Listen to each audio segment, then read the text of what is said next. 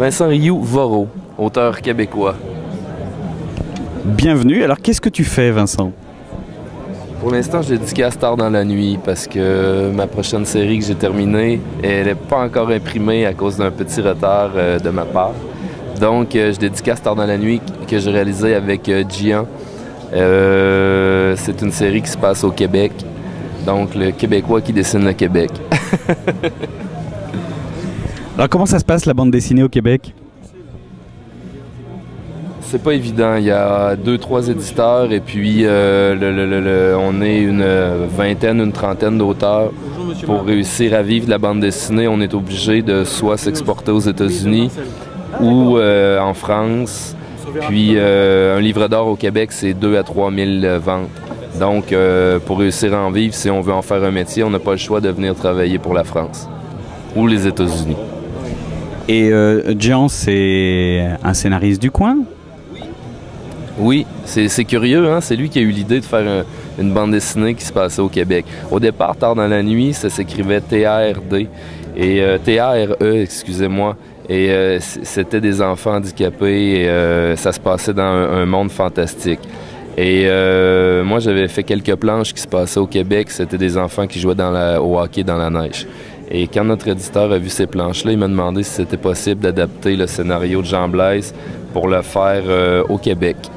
Moi, à la base, ça m'intéressait pas beaucoup de dessiner le Québec parce que je voulais pas justement être étiqueté le Québécois qui dessine le Québec. Mais j'ai accepté le défi, puis on a retravaillé tout le scénario de Tard dans la nuit pour le faire au Québec. Et on a utilisé les orphelins du Plessis, qui est un fait historique.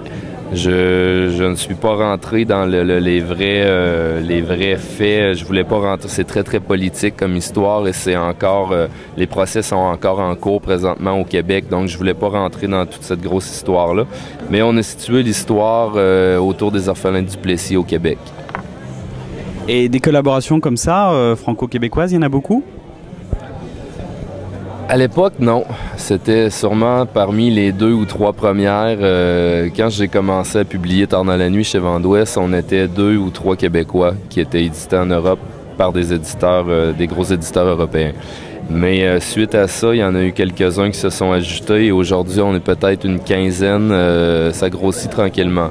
Et les collaborations, oui, ça se fait de plus en plus parce que au début, la plupart des éditeurs ne pensaient pas qu'il y avait des scénaristes qui sortaient du Québec. Ils pensaient qu'il y avait que des dessinateurs, donc ils nous embauchaient et ils nous mettaient avec un scénariste français. Ils devaient avoir peur qu'on écrive en québécois, je sais pas. Et alors les projets, donc il y a un album qui doit sortir et d'autres projets par la suite? La suite de l'été 63, c'est en 2 tomes. Et après ça, je vais revenir à mes amours, je vais revenir à l'écriture. J'ai toujours... Moi, je fais de la bande dessinée parce que j'aime raconter des histoires. J'aime pas plus dessiner qu'écrire. J'aime raconter tout simplement. Puis le dessin... J'aime les beaux dessins, mais j'attache pas vraiment d'importance au dessin plus que ça. C'est surtout raconter des belles histoires avec des beaux personnages qui m'intéressent.